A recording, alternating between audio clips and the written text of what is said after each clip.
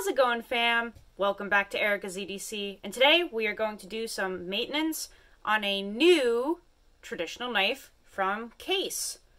You may be thinking, why isn't the camera focusing? Because it never does.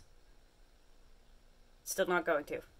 You may also be wondering, why would you have to do any maintenance on a brand new knife? Because it's a Case. Because they just need a little TLC when you first get them. So this is a knife that just came in from my buddy Steve over at Pine Tree EDC, I think it is. There we go. And Steve was kind enough to send this along as a gift for me, for the channel. This is a Case Mini Trapper in true sharp stainless with orange Delrin covers. Really cool little piece. It's brand new. He picked it up for me, I think at Kittery Trading Post. And we're gonna do a couple little things to it today to bring it back to tip-top shape so that we can start using it. Because we all know that when Case knives arrive, even if they're brand new, they can be a little rough around the edges. So I'm going to lower you guys down and I'm going to show you just a few simple things that I do to my knives when they come in to get them more properly settled. Also, I'm remembering to turn my phone on silent today.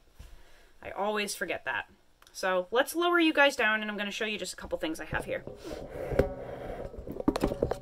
Back you guys up. While you're waiting, how was your day? How's life? How is everything in the land of your EDC journey? How are things? Let me know. Okay, so as you can see, we have our Case knife here, our little specimen for today. Just a 2-blade little mini trapper. I have a small ceramic honing rod here. Just a cheap, I think the brand is like Smith's or something. It was literally $3 at a sporting goods store. So we got that. Oops, if I don't drop it. We've got KPL Knife Pivot Lube, and this is in the ultralight viscosity. Is that what it's called? It's the ultralight one. The camera's not going to focus, probably. Oh, here we go. Wow, cool. So yeah, this is their ultralight formula. They make a few different ones. They have a regular one and a heavy-duty one for like detents and stuff, but this ultralight one is really great for Swiss Army knives and traditional knives. So we'll throw a little bit of that in there to work out some of the gunk. And we also have a strop here. This is a really nice strop that I got from River's Edge Cutlery years ago. It's a 4-sided bat strop. So we have 3,000, 5,000, 7,000 grit, and then raw, really hard, smooth leather. It's really hard. It doesn't have a lot of give at all. So we will be using this as well. And then I just have a little piece of paper here so that we can test our edge and see if we make any progress. So the first thing that I'm going to do here is I'm going to knock off the factory burr from the edge.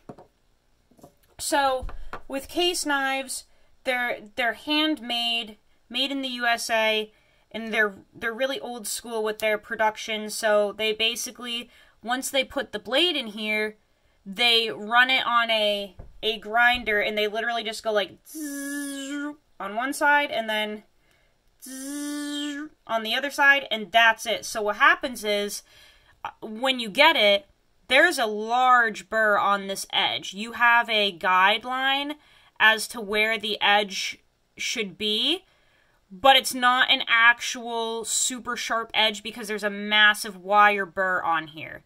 So it's a little catchy, a little grabby, a little rough if you try to cut paper with it. So let's just grab the paper here and see how it is from factory. So as you can see, it's pretty rough. I wouldn't say it's tearing through the paper, but we have some like little frills. You can see how the paper isn't cutting super clean. because we're cutting with a wire burr. So if we close this up, open up our spade blade, it's probably going to be the same deal. I can feel the burr on this side. So we take our paper again. Should have gotten a bigger piece of paper so that we can work with this throughout the video, but so as you can see, it's just rough. It's just a rough cut. And this is, you know, fine if you're not looking for precision. This will cut certain things for a couple tries, but I'd rather just knock that burr off and have it functioning a little bit better.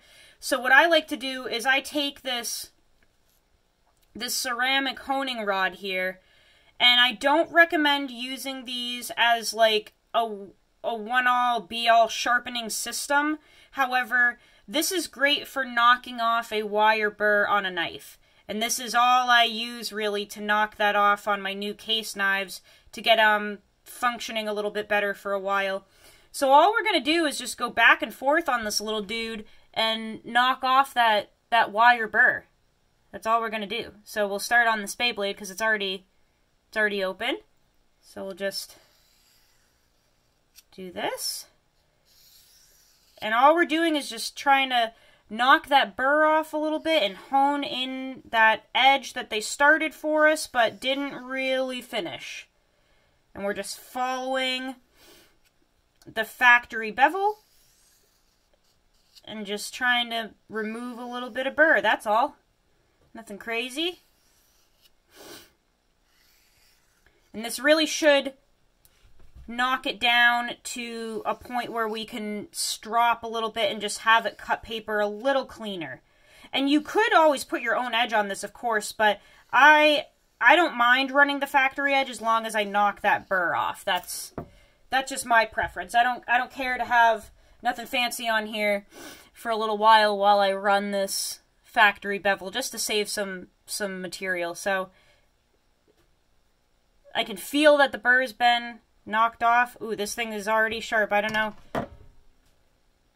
See that right there? That just happened, that little fillet right there. It wouldn't have done that before. So just a couple passes on that honing rod has it. That's just a little fillet of skin right there that I just did not paying attention. So the ceramic rod works really well for knocking that burr off. This is, I can feel it's already a little more keen than it was. So now we'll do the same thing on our clip point.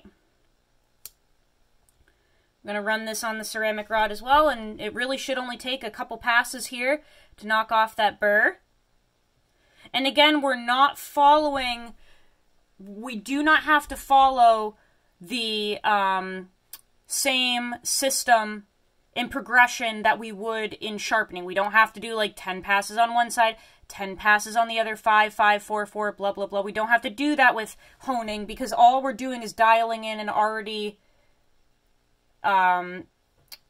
established edge, right? And this is not a sharpening supply. This is a honing supply. This is just to dial something in that's already there. So that's why we're not, you know, going to crazy town on this thing and doing a whole progression. We're just knocking a burr off. I do not recommend using a ceramic rod as an actual sharpening system. Okay? And I've said that before, but I just want to make that clear. We're not sharpening tonight. We're just honing. So we'll just do a few passes here. And you can feel it knocking off that burr. You can feel it after a pass or two just smoothing right out.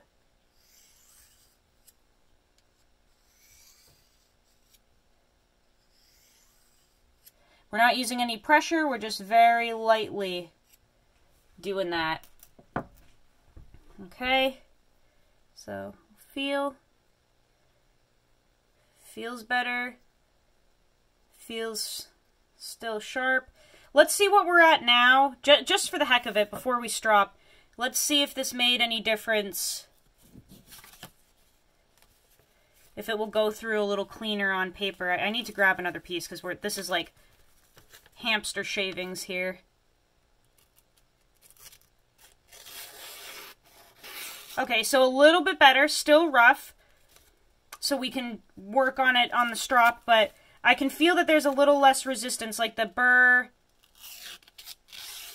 has definitely been knocked down a little more. I should have been more prepared. Let me grab another piece of paper if I have one. Of course I do! Woo! Okay, let's check out that spade blade. See if that did any better.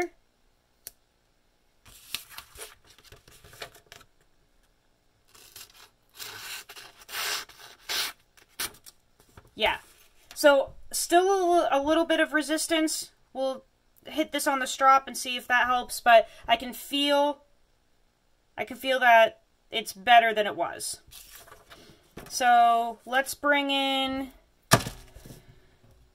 the strop, and I think we're just gonna see what some raw leather does. I typically do green, blue, raw, but I kind of want to see what will happen if we just use the straight raw today. Do some back and forth passes on this. Again, just kind of holding the same angle.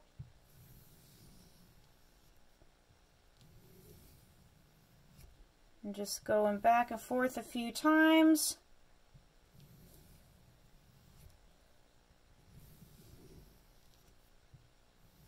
We're not applying any pressure, we're just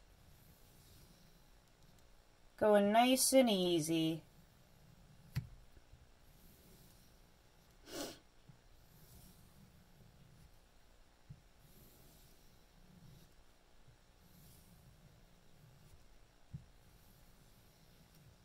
Alright, let's see if that did anything.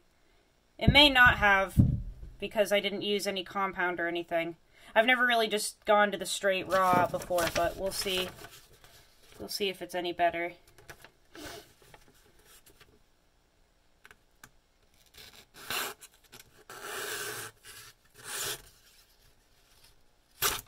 No. I'm not sure. This is an invoice. Why am I using this? Because now I can't turn it around. Okay. Yeah, there we go. Man, that first cut seemed like horrific. I was like, "Ooh, that's embarrassing." No, this seems better. This seems better. Yeah, that's definitely cleaner. I think typical up at this area, there's probably just some micro burr, some micro who knows what that was getting caught. But this is going through cleaner. Let's do this one on the strop, see how that does.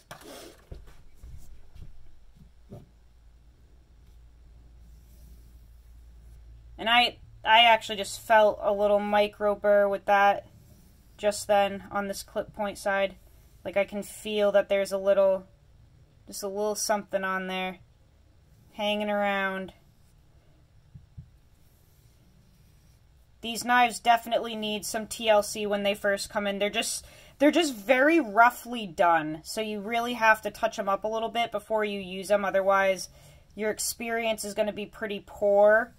And it doesn't, like, if you're not doing nothing crazy, it doesn't really matter. You know, like, if you're just cutting apples with this thing, I don't think you're going to notice if it has a wire burr or not. Doesn't matter. Might not bother you none, but for some people, they take out a case knife and they're like, man, this thing is garbage, and this edge is, like, just tearing through things. It's not even cutting, it's just tearing. Well, that's why, because they finish them so rough. It's just left with a huge burr on there, and it doesn't work for everything. Doesn't work for paper cutting, that's for sure. It'll go through apples and oranges and produce and probably feed bags and stuff, or baling twine, you know, the stuff that these knives were meant for. But if you're looking for precision, that factory edge is not going to satisfy you in the slightest. They're really rough.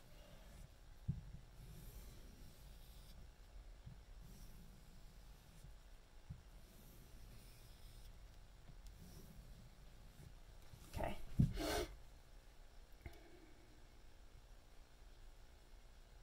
Let's see how this fares.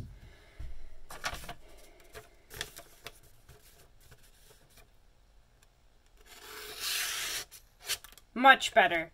Much, much better. Okay. Cool. So both edges are, you know, they're nothing fancy, they're nothing crazy, but as you can see, both edges are just going through the paper with more ease now. Now that we've removed that factory burr as much as we can in a quick, timely fashion. You know, gave it a few passes on the strop. We are moving through the paper just a little easier now. And obviously, as we sharpen this and use it and move through the burnt factory edge and all that, this knife is it's going to perform better and better. But for a quick and easy, like, get it ready to use type deal, this is great. So we did our honing rod, we did our stropping. Let's throw a little bit of the oil in here, because another thing that happens with case knives is sometimes you have polishing compound stuck in the joints, sometimes you have metal particles and metal debris stuck in there. I have found some odd looking stuff in the moving parts of my case knives out of the box. This one's actually real clean. Like, if we look at this one's actually pretty darn clean. I'm not seeing any huge metal particles or anything. But just for peace of mind, I am going to flush this out a little bit with the knife pivot lube. And we can kind of like look inside the body of it. So, let me see if the camera will pick this up. So on the outside, it's clean. But I don't know if you can see right in there on the tang. We do have some little metal particles in there. So we're just going to work those out. There are probably some on the spade blade as well. Let's open this up. Trying to catch the light. Come on. Yeah, so see there's a little bit of gunk in there. So let's see if we can work some of that out with this really lightweight knife pivot lube. And you don't need much at all.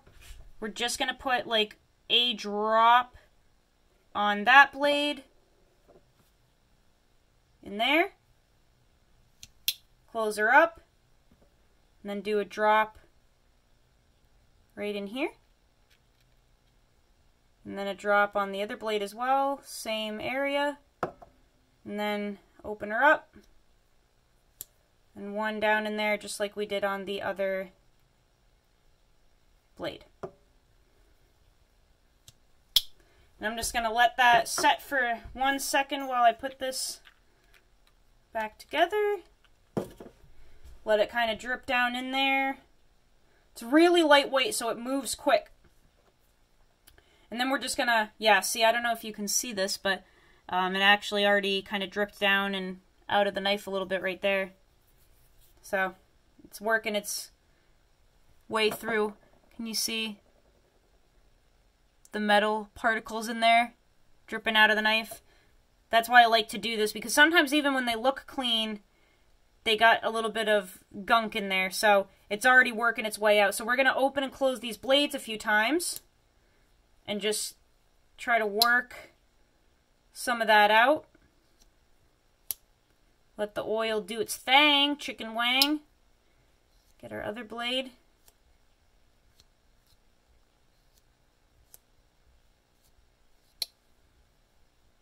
Yeah, let's see if the camera will pick that up.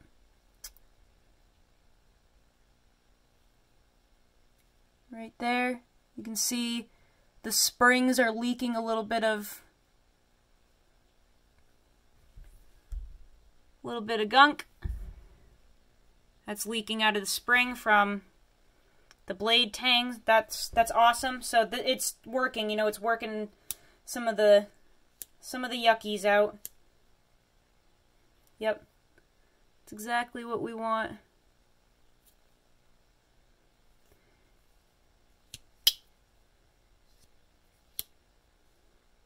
Cool. And then I'm just gonna take my hank and just kind of wipe her down, because that oil will start seeping through, and I don't want to leave it on there to collect more dirt and stuff, so just gonna dry this off. And you can run the corner of your hank through like that on each one. Yeah, we worked a lot of, hold on, worked a lot of gunk out of there. I don't know if you guys can see that. Check that out. So I just use the corner of my hank typically and just kind of wipe it away. I know that there are, you know, trendy little Q-tip thingies and little tools you can use to clean these. I don't really care all that much. I don't mind just doing this.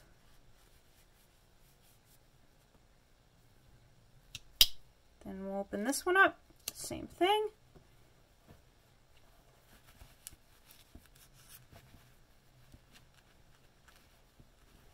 And that's about it.